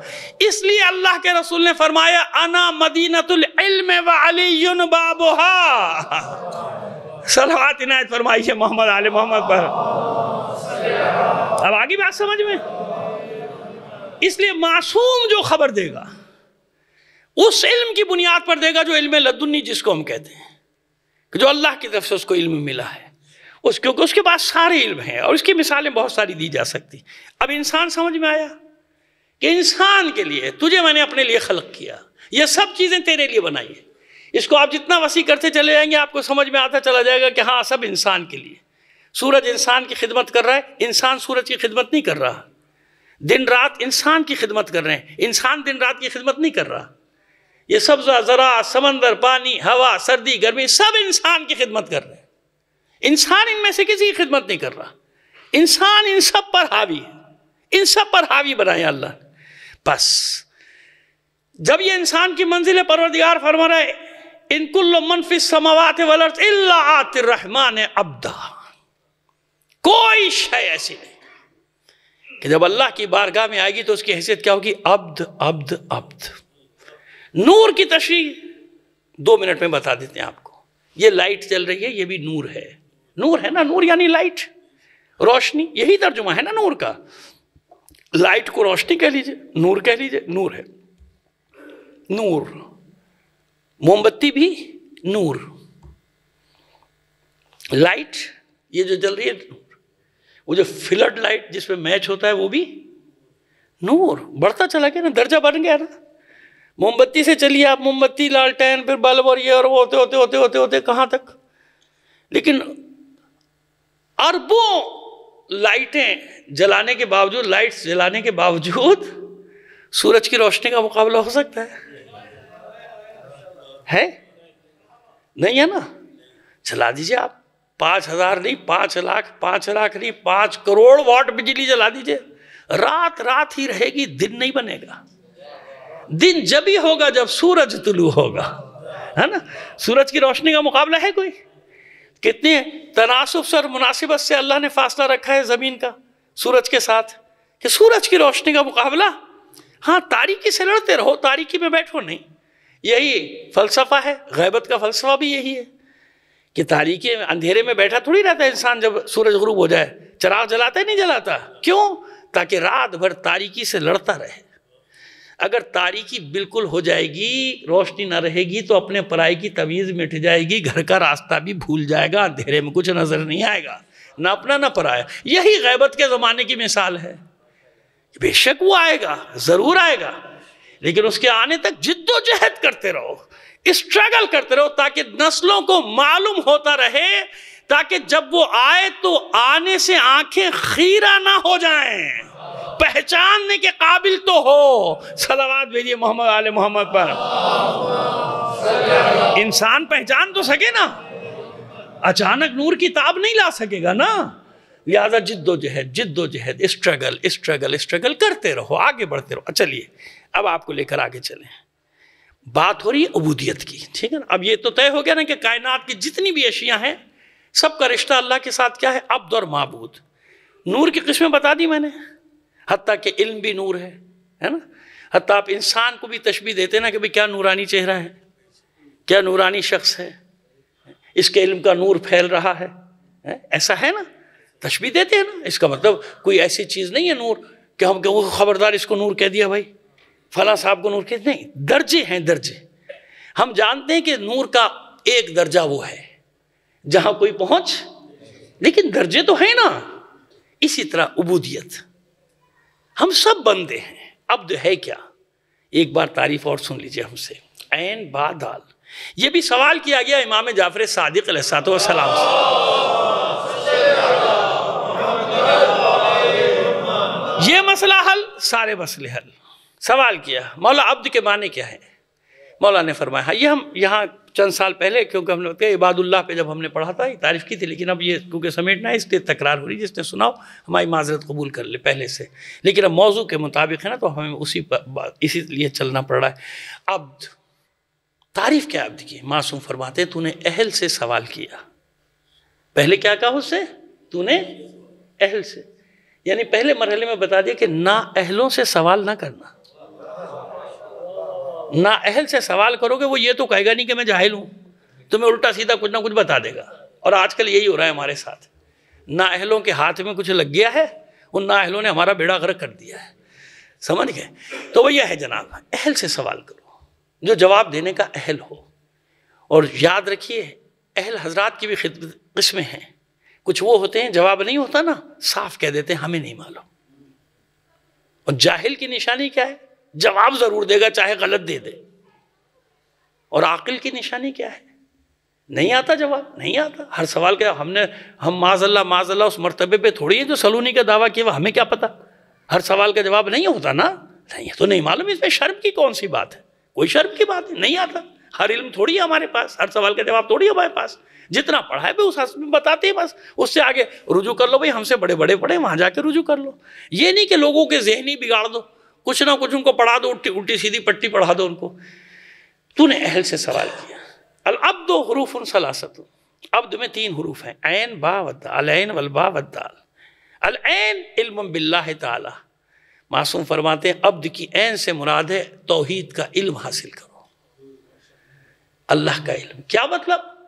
یعنی کم از کم یہ میں سمجھانے کے لیے کہہ رہا ہوں، کم از کم اتنی دلیل اپنے پاس ضرور رکھو، ایک دلیل ضرور رکھو کہ وہ ہے اور ایک ہے، وہ ہے اور ایک ہے۔ یہ الگ، اس پہ ہم نے بڑی تفصیلی مجلس پڑھی تھی، ابھی صرف تشریح کر رہے جو معصوم نے فرمایا، العین علم باللہ تعالی والبا بونہ امن سوا، خبردار اللہ کے سوا کسی کو اللہ نہ کرنا، اللہ کی ذات میں کسی کو شریک نہ کرنا۔ یہ سب کو نصیحت کرتا ہوں ہمیشہ، خبردار ایسا کبھی نہ کرنا، کبھی نہ کرنا، دنیا آخرت سب برباد ہو جائے گی۔ وہ وحد، کل ہی تو میں نے مجلس میں پڑھا ہے آپ کے سامنے، وہ وحدہ لا شریک ہے، اس کا کوئی شریک، اس کا کوئی ہمسر ہے نہیں، تو شریک کہاں سے آئے گا؟ وَلَمْ يَكُنْ لَهُ كُفُوًا أَحَدٌ ہے وہ، اس کا کوئی ہمسر ہو نہیں سکتا۔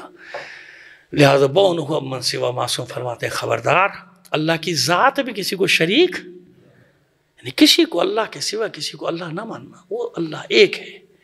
وَالدَّالِ دُنُوُّهُ بِلَا كَيْفٍ وَلَا حِجَابٍ، عبد کی دال سے مراد یہ ہے کہ اللہ سے وہ قربت، وہ نزدیکی کہ درمیان میں نہ کوئی رکاوٹ ہو نہ کوئی حجاب ہو۔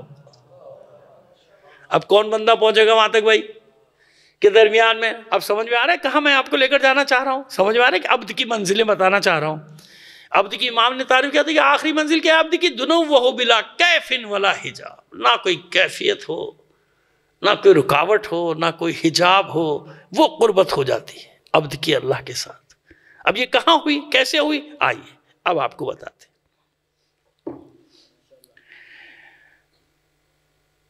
ایک حدیث ذہن میں رکھ لیجئے اپنے، حضور نے فرمایا کہ اللہ اور اس کی مخلوقات کے درمیان میں 70,000 حجابات ہیں۔ کتنے؟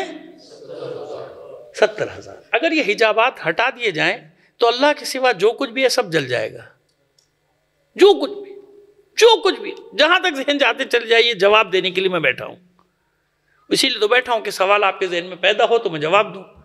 اللہ کے سوا جو کچھ بھی ہے سب جل جائے گا، بھسم ہو جائے گا، کچھ بھی نہیں بچے۔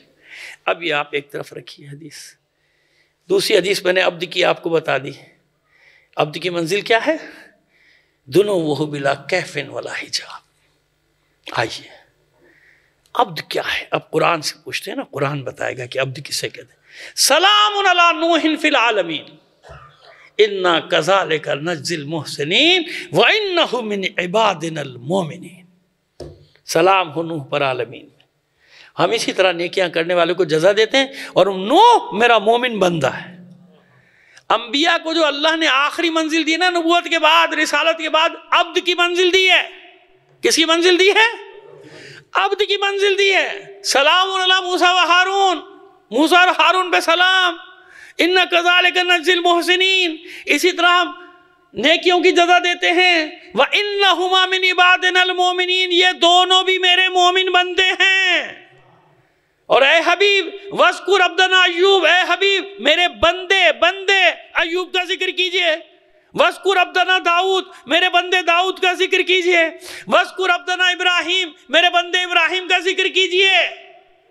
اور جناب عیسیٰ علیہ السلام تو خود کہتے وارے انی عبداللہ آتانی الکتاب وجعلنی نبیہ، میں اللہ کا بندہ ہوں، مجھے کتاب دے کر بھیجا گیا، مجھے نبی بنا کر بھیجا گیا۔ اب سمجھ میں آیا؟ عبد عبد عبد، اور آسان کریں پھر آخری منزل پر آپ کو لے کے جائیں گے۔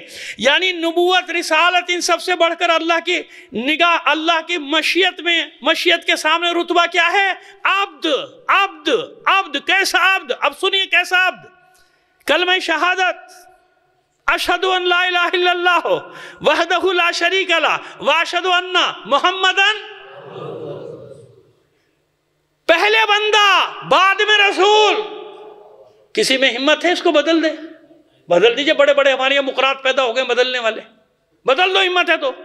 واشہد ان محمدن، میرا بندہ ہے۔ کیسا بندہ؟ اب سنیے، آپ کو کیف کی منزل پر لے جانا چاہتا ہوں۔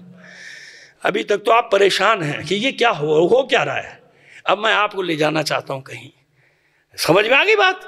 یہاں تک تو سمجھ میں آگئی، کلمہ شہادت تو سمجھ میں آگیا نا، واشہد ان محمدن عبدہ و رسول۔ قرآن میں ہر نبی کو پکارا ہے، بغیر لقب کے بھی پکارا ہے، جناب نوح کو، جناب موسیٰ کو، جناب ابراہیم کو، ایسے ہی ہے نا۔ لیکن جب بھی اپنے حبیب کو پکارا، لقب کے ساتھ پکارا، یا ایہا النبی، یا ایہا الرسول، طٰہٰ، یاسین، مزمل، مدثر، رحمت للعالمین، خاتم النبیین، خاتم الانبیاء کہا گیا، سید المرسلین، مختلف مقامات، سراج منیر۔ جب بھی رسول کا نام آئے، دو جگہ نام آیا ہے محمد اور ایک جگہ احمد، لیکن وہ خبر ہے، اللہ نے پکارا نہیں ہے، خبر دی گئی ہے۔ محمد رسول اللہ والذین آمنوا اشداء علی الکفار رحماء بینہم، وہ الگ ہے، دو جگہ نام آیا ہے۔ لیکن جہاں اللہ نے پکارا ہے، لقب کے ساتھ پکارا ہے، یا ایہا الرسول، یا ایہا النبی، ایسے ہی ہے نا۔ اب آئیے اتنی القابات دیے، مزمل، مدثر، طٰہٰ، یاسین، اتنے گنا دیے میں نے، اور بھی اس کے علاوہ بھی ہیں قرآن مجید میں، ہیں القابات اللہ نے اپنے حبیب کے لیے استعمال کی۔ لیکن جب سب سے بڑا منصب دیا، سب سے بڑا منصب کیا دیا؟ معراج۔ سب سے بڑا منصب کیا دیا؟ معراج۔ تو اس وقت کیا کہہ کے پکارا؟ کیا منصب کا؟ سورہ بنی اسرائیل پہلی آیت، اب ساری غلط فہمی دور آپ کی۔ بسم اللہ الرحمن الرحیم، سبحان الذی اسریٰ بعبدہ، بابرکت ہے وہ ذات، منزہ ہے وہ ذات، لائق تسبیح ہے وہ ذات جس نے اپنے بندے کو سیر کرائی۔ وہ ذات لیلا من المسجد الحرام الی المسجد الاقصی الذی بارکنا حولہ لنریہ من آیاتنا۔ صلوات بھیجئے محمد آل محمد پر۔ چلیے ابھی میں جانتا ہوں میں جانتا ہوں ابھی آدھی پریشانی ختم ہوئی، ابھی آدھی پریشانی اب ختم کر دیتا ہوں آپ کی. معراج تک لے آیا میں آپ کو. کیا کہا اللہ نے اپنے حبیب کو؟ اپنی تسبیح بیان کر رہا ہے معراج کرا کہ آپ یہ تو دیکھیے اپنی تسبیح. یہ وہ منصب ہے اللہ کے رسول کا. میں نے اپنے بندے کو معراج کرائی. کیوں؟ میں نے عرض کیا نا، ان کل من فی السماوات والارض الا آتی الرحمن عبدا. یہ درجہ بندی ہے. ہم جیسے گناہگار اور حقیر لوگ عبد ہیں وہ الگ ہے. پھر مومنین کا منزل ہے، پھر متقین کی منزل ہے، پھر آگے کی منزل ہے. بندگی میں تو سارے ہیں. جو اللہ کے نافرمان ہیں وہ بھی بندے آئے ہیں، تو بندے تو اللہ کے ہی ہیں نا. وہ فرعون ہو یا نمرود ہو، مانے نہ مانے. سمجھ میں آ گئی ہماری بات؟ اب درجہ کہاں تک پہنچا بندے کا؟ بڑھتے بڑھتے بڑھتے بڑھتے سب بندے. لیکن اس بندے کا منصب کیا؟ آپ سنیے. نور اور بشر کی بحث میں پڑھنے والوں، آج کے بعد کبھی بھی یہ بحث نہیں کرو گے تم. میں ایسا مطلب آپ کو دیکھے جا رہا ہوں. معراج ہوئی، تفصیل میں نہیں جائیں گے. زندگی رہی شب معراج میں پڑھتے ہیں، وہ پڑھ دیں گے تفصیل. پہنچ گئے ایک مقام پہ پہنچے، جناب جبرائیل نے کہا بس بھائی منزل ختم، اب آپ جائیے. ہمارا آپ کا سفر ساتھ یہیں تک تھا. ارے جبرائیل، اے روح الامین، یہ کیا ہوا؟ یہ تو حق رفاقت نہیں ہے. آگے بھی ساتھ چلے گا نہیں. بال برابر آگے بڑھوں گا نا، بالوں پر جل جائیں گے، جل جائیں گے، جل جاؤں گا. آگے نہیں جا سکتا. سوئی برابر آگے نہیں جا سکتا. آگے آپ کی منزل ہے، آگے نور الانوار کا جہان ہے. آگے مجھے بھی نہیں معلوم کیا ہے. آپ جائیے، آپ جانیں، جس نے بلایا ہے وہ جانے. ابھی دیکھیے جو مطلب دینے جا رہا ہوں آپ کو. آپ جانیں، جس نے بلایا ہے وہ جانے. کون گیا ہے وہاں تک؟ عبد. کون گیا ہے؟ عبد. سبحان الذی اسری بعبدہ. آیت یاد رکھیے. سورہ اسرا بھی کہتے ہیں، سورہ بنی اسرائیل بھی. اب جا کے جب آپ یہ آیت پڑھیں گے انشاءاللہ اور آپ کو کیفیت آپ کی ہو جائے گی عجیب. وہ جو میں نے انبیاء کا ذکر کیا ہے نا، یہ 2 سوروں میں آپ کو مل جائے گا. سورہ صف، وہ سب بتانا بھول گیا، سورہ صف اور سورہ انبیاء. ان میں تمام انبیاء کے ساتھ اسی طرح عبد کہا گیا، یعنی جن کے نام آئے ہیں نا ان سب کو عبد عبد عبد عبد کہا. اب آئیے عبد کیا ہے؟ حضور بھی جانتے ہیں. مسکرائے، نور الانوار کے جہان میں داخل ہو گئے. کون ہے روح الامین؟ ملائکہ کے سردار ہیں کہ نہیں ہیں؟ ہے نا. یہ پورا کائنات کا نظام ملائکہ چلا رہے ہیں نا. انہی کے بندہ، یعنی اللہ ان سے چلوا رہا ہے. وہ تو اللہ ہی چلا رہا ہے، لیکن ایک سسٹم دیا ہے نا. جیسے ہمیں بھی کبھی کچھ اچھے لوگ رکھ لینا. ہمارے یہاں جتنے ہیں وہ عجیبی قسم کے فرشتے ہوتے ہیں جو کا نظام چلانے کے لیے لے آئے جاتے ہیں. لیکن اللہ نے ایک نظام دیا ہے، سب اللہ کی مرضی سے ہو رہے ہیں. لیکن فرشتے ہیں نا، پر مارا سیلاب آ گیا، پر مارا زلزلہ آ گیا، یہ روح نکالنے والا، روح قبض کرنے والا، سب فرشتے. بارش برسانے کے لیے، بادل اڑانے کے لیے ہے نا ملائکہ. عرش کو تھامے کھڑے ہیں فرشتے. طواف کر رہے ہیں کچھ مقامات کا فرشتے، ہے نا، مستقل طواف کر رہے ہیں. اور جو ایک بار طواف کر کے جا رہا ہے 1400 سال ہو گئے، اس کا دوبارہ نمبر ہی نہیں آیا آج تک، ہے نا. ملائکہ ان کا سردار، یعنی تمام طاقتوں کے مظہر کا نام ہے روح الامین. جتنی بھی طاقتیں، مخلوقات کی طاقتوں کے مظہر کا نام ہے روح الامین. اب وہ حدیث لے آئیے جو بھول گئے آپ، ابھی بتائی تھی میں نے، پھر تازہ کیجئے. کیا فرمایا تھا اللہ کے رسول نے؟ کہ اللہ اور اس کی مخلوقات کے درمیان میں 70,000 حجابات ہیں. اگر یہ حجابات ہٹا دیے جائیں تو اللہ کے سوا جو کچھ بھی ہے سب جل جائے گا. جبرائیل نے اعلان کیا اس جگہ پہ رک کے کہ جہاں مخلوقات کی حدیں ختم ہوتی ہیں وہاں سے محمد کی بندگی کی حد شروع ہوتی ہے. نعرہ تکبیر، نعرہ رسالت، یا رسول اللہ، یا علی. محمد و آل محمد بلند تر صلوات.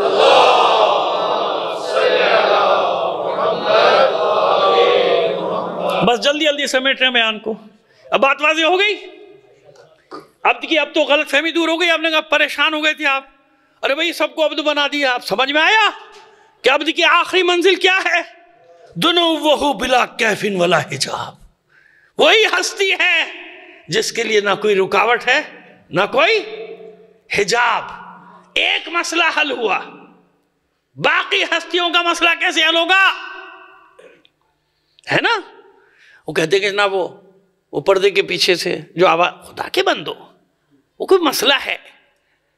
یہ بتائیے کہ گفتگو ہوئی کہ نہیں ہوئی؟ ہوئی نا،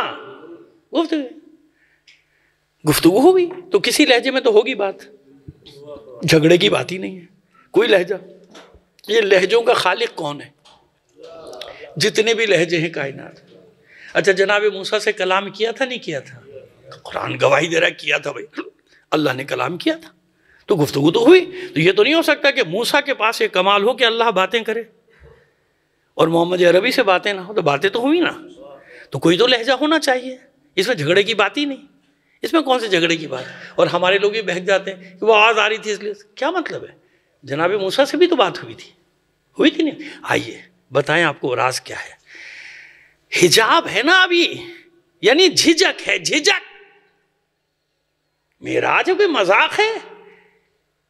خالق کائنات میزبان، مقصود کائنات ہے مہمان، ایسا ہی ہے نا؟ ابھی جھجک ہے، نہ اس سے پہلے کوئی ایسی ملاقات ہے نہ اس کے بعد کوئی ملاقات، جھجک ہے۔ یہ جھجک کیسے ختم ہو مہمان کی کہ گفتگو کا آغاز ہو؟ یہ جھجک کیسے ختم ہو؟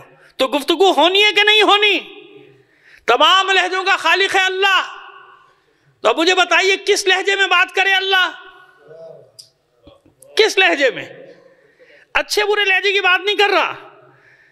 میزبان، مہمان کا حق ہے کہ میزبان کا فرض ہے کہ مہمان کی پسند ناپسند سے واقف ہو، اور اللہ کے رسول کی پسند ناپسند سے اللہ واقف نہیں بلکہ خالق ہے، جانتا ہے، مشیت جانتی ہے کہ کون سا لہجہ میرے حبیب کے کانوں میں رس گھولے گا اور اجنبیت دور ہو جائے گی۔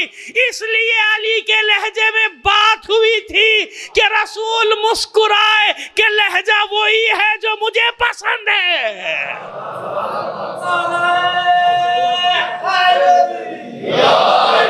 یہ ہے راز۔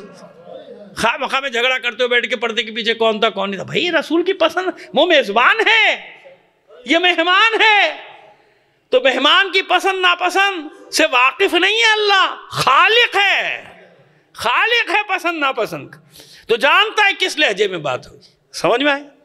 بس یاد رکھیے گا۔ ہم زیارت وارثہ میں ایک جملہ پڑھتے ہیں، اشہدو انک کنت نورا فی الاصلاب الشامخہ والارحام المطہرہ۔ حسین، یہ کمالات ہیں، اور آج کل ایسے ایسے جاہل پیدا ہو گئے جو ان زیارتوں پہ بھی اعتراض کرتے ہیں، غور و فکر نہیں کرتے کہ یہ انسان کا کلام ہی نہیں ہے، سوائے معصوم کے کوئی یہ جملے ادا نہیں کر سکتا۔ انسان گڑھے گا یہ جملے، اس کو پتہ ہی نہیں اس کا مطلب کیا ہے۔ اشہد انک کنت نورا فی الاصلاب الشامخہ، حسین آپ وہ نور ہیں جو اصلاب شامخہ ارحام مطہرہ میں گردش کرتے رہے۔ سمجھ میں آ رہی ہے بات ہماری؟ گردش کرتے رہے۔ انا و علی من نور واحد، میں اور علی ایک ہی نور سے۔ بس جہاں جہاں نور رسالت سفر کر رہا تھا، نور ولایت بھی تھا، اور صلب مطہر پیغمبر ختمی مرتبت میں صرف معصوم کونین کا نور نہیں تھا، معصوم کونین کے نور کی وساطت سے 11 اماموں کا مزید نور تھا۔ سمجھ میں آیا؟ یہ وہ ہستیاں جو سفر کر رہی تھی، لیکن ہم پھر وہی احتیاط کا دامن کہ وہاں کون ہے، اس منزل پر کون سا عبد ہے جس سے اللہ نے بلائے۔ اب عبد کی آخری منزل سمجھ میں آئی؟ آئیے ختم کریں مجلس کو۔ اب یہ کون پہچانے گا اس عبد کی منزل کو؟ میں آپ پہچان لیں گے کیا؟ نہیں پہچان سکتے نا۔ جس نے پہچانا وہی یہ جملہ کہہ سکتا ہے اور کوئی نہیں کہہ سکتا۔ علی جانتے ہیں کہ عبد کی منزل کیا ہے آخری، اس لیے صرف علی کو زیب دیتا ہے یہ کہنا کفا بی فخرن ان اکونا لکا عبدن، معبود میرے فخر کے لیے اتنا کافی ہے کہ میں تیرا بندہ ہوں۔ اب سمجھ میں آیا عبد کی آخری منزل کیا ہے؟ یہ ہے عبد کی آخری منزل جہاں نور عبد کے تابع ہو جاتا ہے. نور بشر کی بحث میں پڑھے ہو کیونکہ عبد کی منزل ہی نہیں معلوم. عبد کی منزل آخری یہ ہے کہ اگر سورج کو اشارہ کرے گا تو پلٹنا پڑے گا. عبد کی آخری منزل یہ ہے کہ اشارہ کرے گا چاند کے 2 ٹکڑے کرے گا.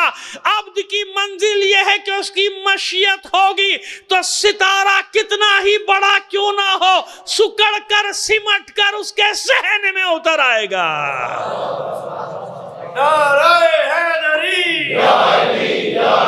سمجھ میں آ گئی؟ اس لیے میں نے عبد کی منزلیں بتائی آپ کو، ورنہ خواہ کی بحث ہے کہ عبد بنا دیا عبد بنا دیا. خدا کے بندو درجات ہیں، درجات، منزلیں ہیں، منزلیں. انبیاء میں منزلیں ہیں کہ نہیں ہیں؟ تمام انبیاء کا درجہ ایک ہے، رسولوں کا درجہ ایک ہے. بس کتنی مثالیں دی اللہ نے قرآن میں. نور ایک ہے، نور کا درجہ ایک ہے نہیں. عبد کی آخری منزل وہ ہے جہاں نور عبد کے تابع ہے. اسی کو کہتے ہیں ولایت تکوینی. یہ ہے وہ ولایت تکوینی، کائنات میں حق تصرف ہے معصومین کو، جہاں جب چاہیں گے تصرف کریں گے. چاہے سورج کو پلٹانا تو معمولی سا واقعہ ہے، تصرف، حق تصرف. یہ عبد کی آخری منزل ہے جب اسے حق تصرف مل جاتا ہے، ولایت ملتی ہے. وہ آخری ولایت، ولایت خاصہ. ورنہ اور بھی ولایتیں ہیں، ولایتوں کی بھی پڑھ چکے ہم یہاں پہ خمسہ عشرہ، کہ جیسے ولایت کے درجے ہیں، امامت کے درجے ہیں، اس پر بھی عشرہ پڑھا ہے. تو آخری درجہ امامت کا کہاں ہے؟ آخری درجہ ولایت کا کہاں ہے؟ وہاں ہے جہاں عبد کی آخری منزل ہے. کیوں؟ ایسی عبودیت کی منزلیں کسی نے طے ہی نہیں کی جیسی اہل بیت نے طے کی، جیسی محمد و آل محمد نے کی. فرق ایک جملہ مصائب سے ربط دینے کے لیے عرض کر دیں. ہر نبی عبادت کرتا رہا اور کہتا رہا پروردگار قبول کر لے، کم ہے کم ہے، بلکہ ان اجریہ الا علی اللہ، یہاں تک بھی کہتا رہا مجھے تم سے کوئی اجر نہیں چاہیے، ہم سے تمہیں کوئی اجر نہیں چاہیے، ہمارا اجر تو اللہ پر ہے، اللہ پر ہے نا. دعائیں کرتا رہا ہر نبی. جناب ابراہیم نے دعائیں کی پروردگار قبول کر لے، ربنا تقبل منا، یہ جناب ابراہیم کی دعا ہے. انک انت السمیع العلیم، تو قبول کر لے. عبادتیں کرتا رہا. لیکن حبیب کی عبادت کیسی تھی کہ مشیت نے وحی کے ذریعے کہا میرے حبیب کم کم، تھوڑا کم، قم اللیل الا قلیلا. کسی نبی نے ایسی عبادت کی کہ اللہ نے کہا ہو کہ کم، کچھ کم، نصف شب، یا اس سے کچھ تھوڑا سا زیادہ، یا اس سے کچھ کم. سمجھ میں؟ یہ عبادت ہے اہل بیت کی. اس عبودیت کی آخری منزل پر ہیں اہل بیت کہ ان میں کوئی ابو عبداللہ بن گیا. قیامت تک پیدا ہونے والے عباد اللہ کا روحانی، یہیں پڑھ چکا ہوں، روحانی اور مانوی پدر بن گیا حسین. عبودیت کی اس منزل پر پہنچے کہ خود عبادت پر ان کے احسانات ہو گئے. اگر یہ احسان نہ کرتے تو عبادت ہی نہ ہوتی. اچھا یہ بتائیے معصوم کونین مستجاب الدعا ہے کہ نہیں ہے کوئی ان سے بڑا؟ ہو نہیں سکتا. معلوم ہو گیا تھا نا کہ میرے بچوں کے ساتھ کیا ہوگا. یہ تو مشترک روایات ہیں ہمارے یہاں بھی ان کے بھی. معلوم ہو چکا تھا میرے بچوں کے ساتھ کیا ہوگا. دعا کر دیتی کہ معبود مجھے قبول نہیں، میرے بچوں کے ساتھ ایسا نہ. تو بتائیے دعا قبول ہوتی کہ نہیں ہوتی؟ ہوتی نا بھائی. کی دعا، کہیں دعا کی، روتی رہی، گریا کرتی رہی. بچے کو دیکھتی تھی اور آنسو بہنا شروع ہو جاتے تھے، حسین کو دیکھتی تھی اور آنسو گریا کرتی تھی، ہے نا. لیکن کہیں دعا کی؟ عبودیت، عبودیت. کیوں؟ دعا قبول ہو جاتی، بچ جاتا حسن بھی اور حسین بھی زہرا کا. لیکن ہوتا کیا؟ پھر ایک نیا دین، پھر ایک نیا رسول، پھر ایک نئی کتاب چاہیے ہوتی. یہ ہے وہ نانا کے دین کو بچانے کا فلسفہ. سمجھ میں آیا؟ اگر زہرا دعا مانگ لیتی کچھ بھی نہیں ہوتا. لیکن نہیں، بابا کی شریعت، بابا کی محنت کو بچانا ہے نا، لہذا اپنے بچوں کو تیار کیا قربانیوں کے لیے. گریا ضرور کیا لیکن بہنوں کو بھی وصیت کر دی حسین کہ جہاں میرا بیٹا جائے حسین ساتھ ساتھ جانا، حسین کو اکیلا نہ چھوڑنا۔ اور صرف حسین کو اکیلا نہیں چھوڑا، خود بھی، ماں بھی تو پیچھے پیچھے گئی ہے نا، جگہ جگہ ملتی ہے نا روایات کہ کہاں کہاں زہرا کا گریہ ملا ہے۔ اور یقین جانیے میں آج تک ایسی مجالس سنا ہے، میں نے مجالس کا اور فقہا سے سنا ہے کہ لوگوں نے گریہ بھی سنا اور بھی نہ معلوم کیا کیا مشاہدات کیے ہیں۔ اسی لیے کہتے ہیں کہ جب مشی میں جایا کرو نا پیدل، احترام سے، ویسے بھی احترام سے جاتے ہیں منہ میں، اور احترام سے جایا کرو۔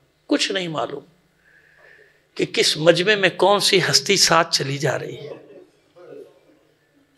مردوں کا مجمع ہو یا خواتین کا مجمع ہو۔ وہ جو چھوٹی چھوٹی معصوم بچیاں جا رہی ہوتی ہیں نا، سروں سے چادری لپیٹے ہوئے مشی میں پیدل چل رہی ہیں، نجف سے کربلا، کچھ نہیں معلوم، کچھ نہیں معلوم۔ ایسے بہت سے واقعات، اور ایسے بدبخت لوگ بھی ہیں کہ کچھ مراجع کے میں نے قصے پڑھے تھے عزاداری کے متعلق، تو انہوں نے بڑا اس کا تماشا بنایا، اور کہنے کو شیعہ ہیں وہ، شرم نہیں آتی ان لوگوں کو، حیا نہیں ہے۔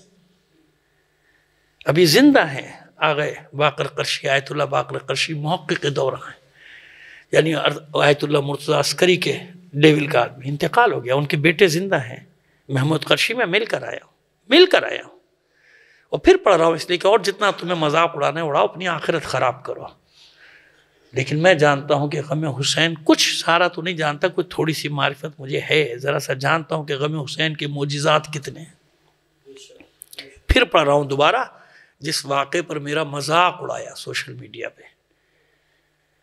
کچھ اپنے آپ کو ضرورت سے زیادہ قابل سمجھنے والے جو بیٹھے ہیں نا ہمارے یہاں، بکرات 2 کتابیں پڑھ کے سمجھتے ہیں سارے جاہل ہیں، ہم نے بس سب پڑھ لیا دین، شیعت ہم نے پڑھ لی، حالانکہ شیعت کا بیڑا غرق کر رہے ہیں، تباہ کر رہے ہیں، شیعت کو برباد کر رہے ہیں، نہ معلوم کس کے اشاروں پہ برباد کر رہے ہیں۔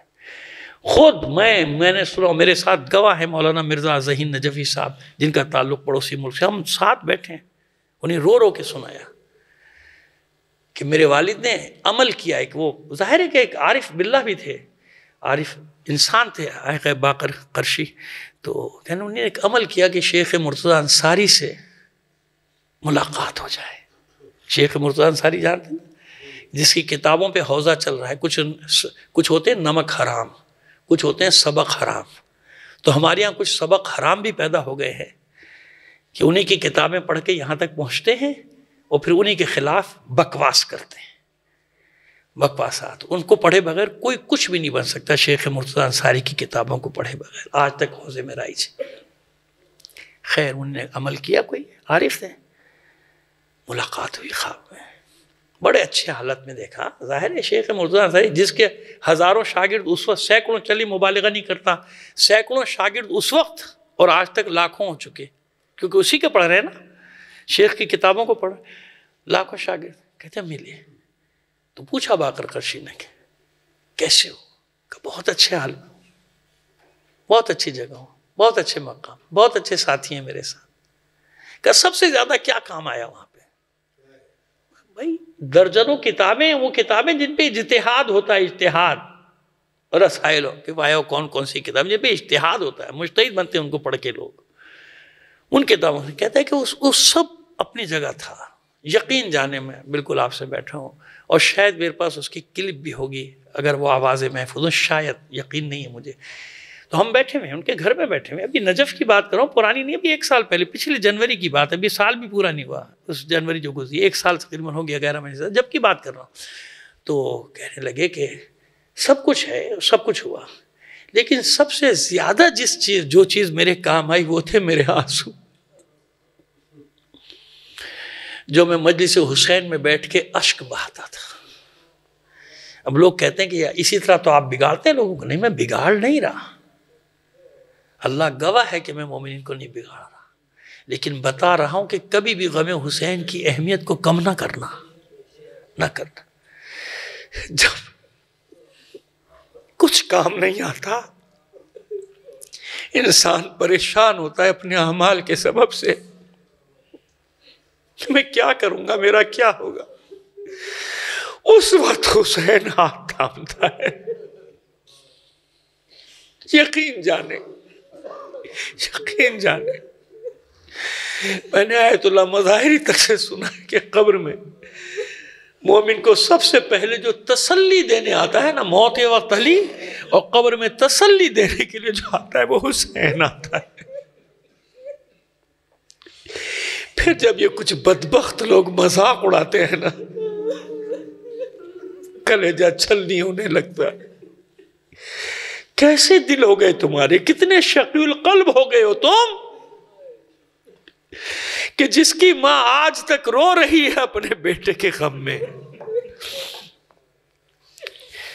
بس دعا کر سکتے ہیں اللہ ان سب کو ہدایت۔ جہاں جہاں اس کے بچے جاتے تھے نا، زہرا پیچھے پیچھے جاتی تھی،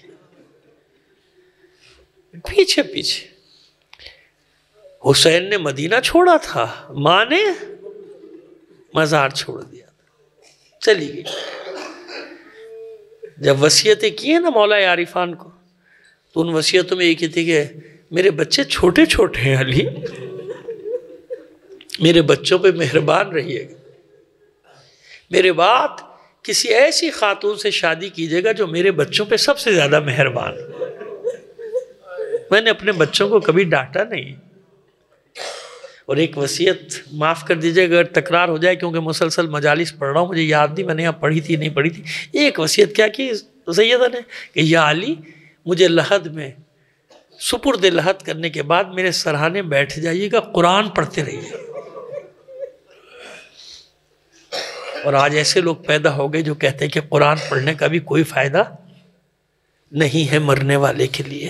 خدا تم کو ہدایت دیتے، کون سے عقائد لے کر آئے ہو؟ یہ وہ تو نہیں ہے جو حوض علمیہ میں پڑھایا جاتا ہے، یہ وہ تو نہیں ہے جو نجف میں پڑھایا جاتا ہے، یہ وہ تو نہیں ہے جو قم میں پڑھایا جاتا ہے۔ کیا لے کر آئے ہو؟ کیا دے رہے ہو لوگوں کو؟ بس عزیزان محترم، جہاں جہاں بچے گئے وہاں وہاں ماں زہرا اپنے بچوں کے ساتھ۔ ابھی لڑائی ہوئی تھی حزب اللہ کی 2005 میں اسرائیل سے، واقعات چھپے ہیں، واقعات جو کرامات اور معجزات محاذ پر ہوئے۔ اس میں ایک واقعہ بالمشافہ سنا میں نے، اور بھی لوگ ہیں گواہ اسی پاکستان میں موجود، کہ توپ ہوتی ہے جس کو 4 یا 5 آدمی مل کر وہ ہوتا ہے نا، ایک گولہ ڈال رہا ہے، مجھے تو نام نہیں یاد، تو وہ ڈالتا ہے، کھینچے 5-6 آدمی، آپ نے بھی دیکھو 6-7 مل کے، وہاں پہ گولہ آ کے گرا، شہید ہو گئے 5، ایک آدمی بچا۔ اب کچھ لوگ جو پہنچے تو دیکھا کہ اس میں جیسے پارا بھرا ہوا ہے اکیلے میں نا، پارا برق کی طرح، وہ اکیلا سب کے کام کر رہا ہے، یعنی بم اٹھاتا ہے، ڈالتا ہے، مارتا ہے۔ پھر حیران ہو گیا، جب اس کو پکڑا تو دیوانہ ہوا تھا، پاگل ہوا تھا، چھوڑو مجھے، عجیب ہوش آواز کر، دیکھتے نہیں ہو کہ کون آیا ہوا ہے، کسی کو سمجھ بھی نہیں آیا۔ خیر اس کو لے کے بے ہوش، جب ہوش میں آئے تو رو رہا ہے ماں تک، کہتا ہے میں پریشان تھا، جو مجاہد سید تھا حزب اللہ کا سید تھا، کہتے میں پریشان تھا، میرے ساتھی شہید ہو گئے، میں کیا کروں؟ پشت سے میں نے کسی بی بی کو آتے دیکھا، میں چلایا، میں نے کہا بی بی آپ کہاں اس میدان جنگ میں؟ اس بی بی نے کہا میرے بچے میں تیرے ساتھ ہوں، تو مار ان کو، مار دشمنوں کو، میں تیری ماں زہرا ہوں۔ دنیا نے کم رلایا ہے جو تم رلاتے ہو زہرا کو۔ یہ ہے معصومہ جس کے دروازے پہ فرشتے رک جاتے تھے، آ کے اجازت کے بغیر قدم نہیں رکھتے تھے۔ اسی لیے اپنے بچے کے سرانے کون پہنچا تھا؟ یہی تو کہتے ہیں کہ حسین کا سر کہیں اور نہیں، زہرا کی آغوش میں تن سے جدا ہوا تھا۔ اب مجھے بتائیے کیسے ہو سکتا ہے کہ حسین کے لیے آئے اور جب زینب کے خیمے جل رہے ہوں اور زہرا نہ ہو؟ اس وقت زہرا نہ ہوگی؟ جب خیمے جلائے جا رہے ہوں گے، جب بیویاں خیموں سے نکل کے دشت میں ادھر ادھر پناہ کے لیے دوڑ رہی تھی، بیویاں بھی اور بچے بھی، تو مجھے بتائیے ماں زہرا نہیں دیکھ رہی تھی یہ سب کچھ؟ کیا ماں کو نظر نہیں آ رہا ہوگا یہ سب کچھ؟ اس لیے آج تک اس کا گریہ جاری ہے، آج تک اس کا گریہ نہیں رکا، آج تک اپنے بچوں کا ماتم۔ بس آخری مجلس سے آخری جملے مجھ سے سن لیجئے، سب مل گئے تھے، سب کو زینب نے ڈھونڈ لیا تھا، سب کو زینب نے تلاش کر کے جمع کر لیا تھا، مگر جسے حسین سونپ کر گئے تھے وہ بچی نہیں ملی، جسے خاص جس کے لیے تاکید کی تھی میری سکینہ سے ہوشیار رہنا، وہ بچی نہ ملی۔ پھر جناب ام کلثوم کو ساتھ لیا، آواز دیتی جاتی تھی دشت میں، سکینہ سکینہ سکینہ، ایک نشیب سی آواز آئی تھی، بہن آہستہ آہستہ، زینب آہستہ، ابھی میری بچی سوئی ہے۔ جب آواز کی سمت میں گئی تو جو لاشے کا حال میں آپ کو بتا چکا ہوں، پامال شدہ لاشا سینے پہ سر رکھ کے سکینہ سو رہی تھی۔ آہستہ سے سکینہ کو آواز دی، شانہ ہلایا، بچی کہتی ہے پھوپھی اماں مجھے یہیں سونے دو، مجھے نیند نہیں آتی بابا کے سینے کے بغیر۔ پوچھا اچھا میری بچی بس اتنا بتا دے تو نے پہچانا کیسے؟ نہ سر ہے لاش پہ، نہ تن پہ لباس سالم بچا، یہ لاشا پامال کر دیا گیا، کوئی نشانی نہیں، تو نے پہچانا کیسے کہ تیرے بابا کا لاشا ہے؟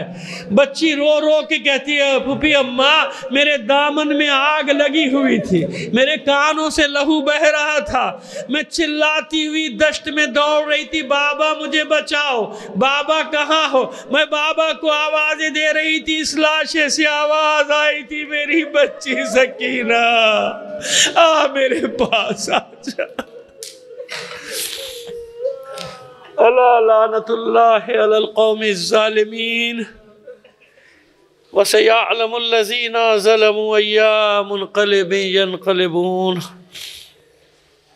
باری الہ بحق محمد و آل محمد ہمارے اس قلیل عمل کو قبول فرما لے، اپنی حاجات اپنے امام زمانہ کے توسل سے تیری بارگاہ میں پیش کرتے ہیں۔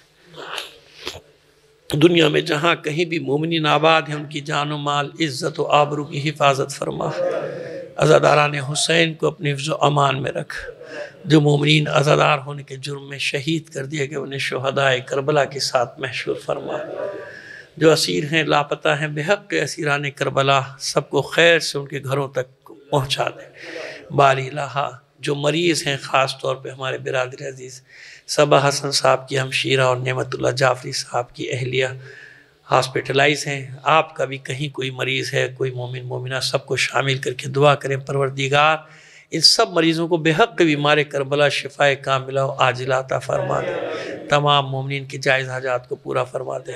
ہمارے باب العلم فاؤنڈیشن کے ساتھی بڑی محنت سارا سال محنت کرتے ہیں، میں آپ سے درخواست کر رہا ہوں کہ ان کو اور کوئی مدد نہیں چاہیے، آپ کی موریلی سپورٹ چاہیے، افرادی قوت درکار ہے کیونکہ لوگ پھر چلے جاتے ہیں، کسی کی نوکری ہو جاتی ہے، کوئی باہر نکل جاتا ہے۔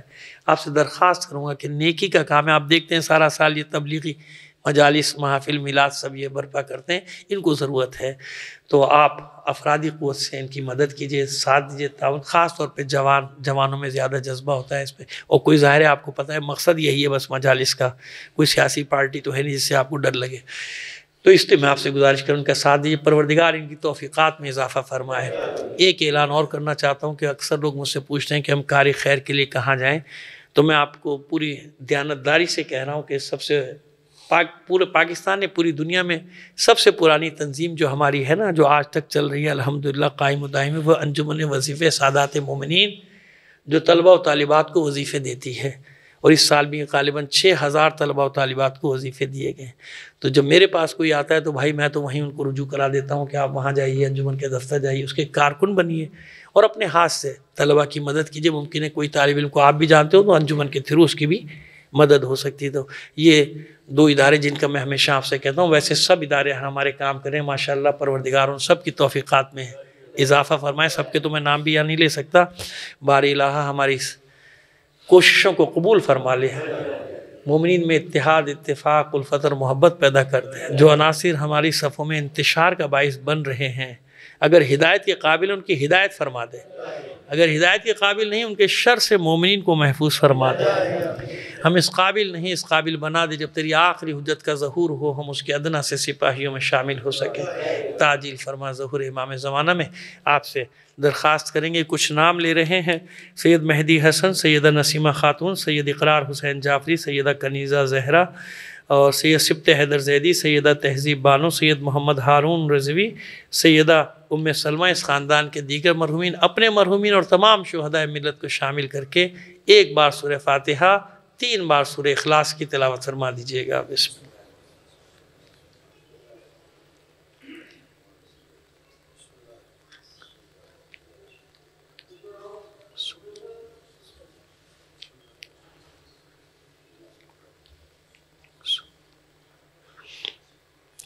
اللہم اغفر للمؤمنین والمؤمنات والمسلمین والمسلمات الاحیاء منہم والاموات تابع بیننا وبینہم بالخیرات انکا مجیب الدعوات انکا علی کل شیء قدیر برحمتک یا